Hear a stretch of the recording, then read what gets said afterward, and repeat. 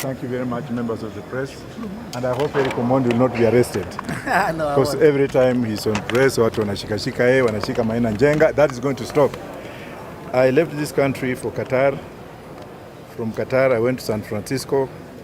That was 15 hours flight. From there, I went to Phoenix. From Phoenix, I went to Jamaica, where I was for 2 days at the invitation of Richie Spice. And then from Jamaica, I went to San Francisco. From San Francisco, I went to Hawaii, Maui. Then from Maui, I came back to London. I spent 2 days in London, and then I'm here. So the journey was very okay. And I'm so glad with what the media is doing in this country. The fourth estate, you are the only people who are making sense because you are bringing issues. And to people like Eric Omondi, Eric Omondi has become the new kingpin of our generation, your generation. Mine is a bit backward. And it's this kind of people that we need to hand over power, because we have had a lot of same people, same hegemony from independence. Ni hao tu, kila wakati hao ndio watalete maendeleo. Kila wakati ni hao. Hata saa hizi ukiona hizo mesa zote zimejaa ni hao tu. We need to replace them. But much gratitude goes to Raila Odinga for having been very consistent. His mind is fresh, his ideas are fresh. It's only that every time he stands for election, they steal his elections. They steal Raila's election every time. And I'm also thankful to the Republic of Niger. I'm very glad that Niger, Mali, Gabon, and Burkina Faso has brought in a new trend of politics. I thank the Russians. I thank the Russians and the Chinese. I didn't like the Chinese before, but I think I'm going to make some kind of inroads. The transitional period in African politics is what we need. We are tired of the same goons, same people, same. Why would you be arresting a young man like this one, who has never even stolen chicken? Kila wakati Eric Omondi akisimama, mnashika yeye, mnapiga yeye. The Constitution guarantees his liberties. People like Maina Njenga, you've arrested this man, umepeleka yeye kotini, bado unatuma polisi kwenda kushika yeye. And they are here listening. The NSIS. I'm telling you, your time has come. You should know that you are frustrating your own country people. And to Raila Odinga, we need to make sure that our Baba is not reflective of the old generic generation. Baba's mind is very fresh, lakini kuna watu wanamtumia. Kuna watu wanatumia. Already they are planning Baba's transition before he dies.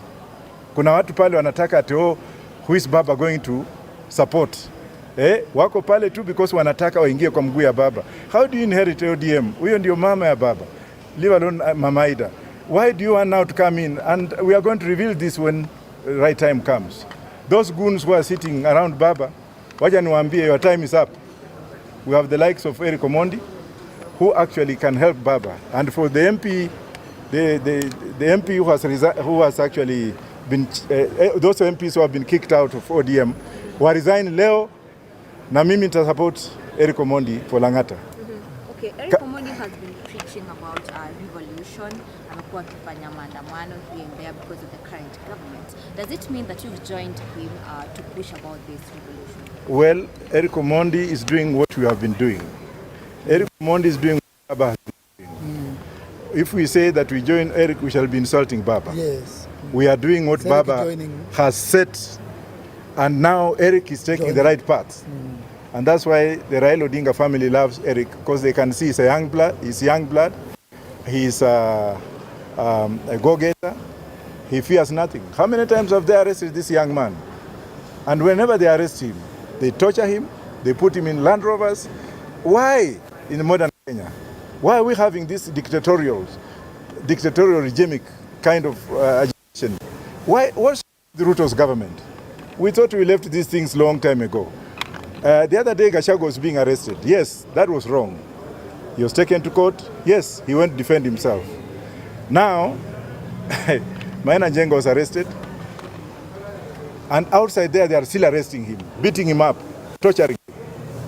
And then the same Gachagua has flown to Colombia, wherever it was. Was it Colombia or, yeah. Has he seen how things work there? Why do you put police on the streets? I was a policeman, so what? Why do you use the police? Why do you ban people like me from going to Mount Kenya? You're just spreading my message.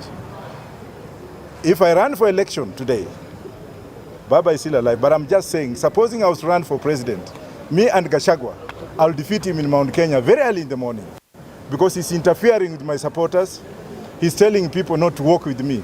Na huko America natembea na ma-president, huko Jamaica na UK red carpet. It's only in this country where I've got people who have no moral hygiene. Hawana moral hygiene, hawana morality. I think when Gachagua was a district officer, I was an intelligence officer. And of course the mentality of district officers, hiyo kitu tutatoa kwa constitution tutupe mbali sana, because if somebody can come from there and behave the way this man is behaving. Look at what is happening between them and Moses Kuria. Moses Kuria is insane. Why do you tell Kenyans kwenda uchimbe ni your own rail, and he's still a cabinet secretary and the president has not said anything? Why should Gachagua say that we have tigers in Kenya? Lying. A whole man, like if he was in the US, he should have been impeached. I want Gachagua to resign for telling lies about this country. I want Moses Kuria to go yesterday. I want Ndindi Nyoro kwenda kabisa. Tunataka hii watu wakwende. Wanatusumbua nini? Sasa angalia hii mazungumzo. Kila siku namna hii. Na kuna wale betrayers wa baba, tumewajua. Wanakaa tu karibu na baba, wakichukua tu vitu hivi. Raila is a very smart man. He knows what is going on. Why should we be having this monolithic mongoose? Watu ambao banana akili yao imeenda mbinguni. Sijui kwa shetani huko. Okay. It has been a tough time, especially when it comes to economy in our country. As we speak, mafuta imepanda, and I read somewhere inasemekana itaendelea kupanda. As a leader, what are your views on that? I think the people who elected these people should face the route. As Eric said recently, hii mambo ya maandamano sasa wacha wananchi wenyewe waichukue. Because if you go to Uganda, how much is a liter of petrol? Uganda, and then they import oil from Kenya, through Kenya, pipeline, taxes, kila kitu, na oil yao iko chini. Tanzania pia iko namna hivyo. Alafu Kenya inaenda hivi. The other day we made some kind of demonstration, wakarudisha kidogo. Wale watu wa EPZ, those stupid clerks in EPZ, where do they get the monotony or monopoly of increasing prices of fuel? Who gives them that order? Wanasema tu world order imeenda hivi, na tumeletewa pikipiki twingine juzi at electric. Hiyo zitaenda wapi? Let this government stop mocking with the people of this republic. Look at what is happening in West Africa. It is coming here very soon. I don't know what we should do. And that's why I'm welcoming the Russians and the Chinese. For the first time, colonial mentality. Watoke. Why is BP? Why are the French companies, the owners of Total, not talking about it? Why are the French exploiting everywhere they go? I'm also asking the French to leave this country. We have had enough of them. Watoke na waende kabisa. And if they don't go, time will come when we shall go and remove them forcefully. Okay. Professor, recently you said in a statement that President Ruto is running the government in a pata potea manner. Do you think he has the skills to run this government? Not at all. He has failed. If I was the president, I'll take it easy like Kibaki. I'll make things to run. When you go and take people who are not qualified to help you run the government. Alisema mama mboga. Kuna mama mboga kwa hiyo cabinet. Labda ni Alice. Alice anaitwa Alice. Wahome, huyo ndio mama mboga yake. Alienda akasema sijui boda. Ndindi Nyoro ndio boda pale. Watu kama hao, what do you expect? People who cannot reason. People who have never seen anything. People who have no experience. That's why we like the cabinet, we like the constitution to be changed so that cabinet secretaries should be appointed through parliament, from parliament. They are answerable. Lakini ukichukua mafaranga ya kuku kama hawa, wengine wajua, angalia wengine, they have become billionaires. Look at Murkomen. Murkomen is wearing a watch. Muliona juzi. How many millions? Where did he get that money from? What is happening with parastatals? What is happening with employment in this country? Is Kalenjin's one side? Kikuyu's the other side. Is that incitement? Let us do the audit and find out people have been appointed, even in parastatals. Wakitaka serikali yao wakae nayo.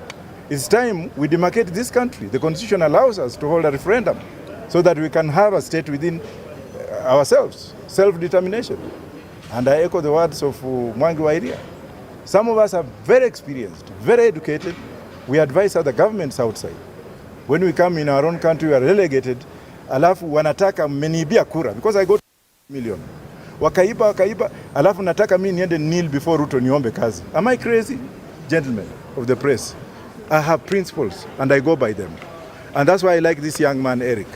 Eric's principle has attracted Babas, has attracted me, and as me leadership. We are looking at him and saying, now, let us unite as a team and put him up there as one candidate, formidable candidate. Instead of putting this candidate, that candidate, we want to put Eric Omondi there. Na hiyo itaingia. Let them call for elections. He's the next MP for Lang'ata. I'm not campaigning for him because I like him, but I like his resilience. I like his persona. I like his integral kind of agitation. I like the way he goes to parliament. And in this country, unless they arrest you, mock you, put you inside, you can't become a leader. That is the trend. For us, we have been arrested before during Moi's time. We were detained. I went into exile for all these years. I matured. So we are not afraid of being arrested. We are not even afraid of being shot. We are not even afraid of anything. Ruto should do the right thing. He must do the right thing. Otherwise, he's isolating his own challenges. And they must be careful of Gachagua. Why is Gachagua making sure that leaders from other tribes cannot go to Mount Kenya? Because he's afraid. Na mimi nikienda Nyeri kesho mtaona. Let me go with Gachagua to Nyeri tomorrow.